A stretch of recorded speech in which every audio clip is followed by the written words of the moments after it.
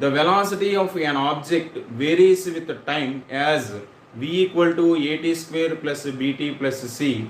Then the dimensions of c are. So మనకి ఇచ్చినటువంటి equation v is equal to at square plus bt plus c. ఈ equation ప్రకారం మనకి ఇచ్చినప్పుడు ఇక్కడ డైమెన్షన్స్ మనకు అడిగారు. సికి డైమెన్షన్స్ ఏంటి?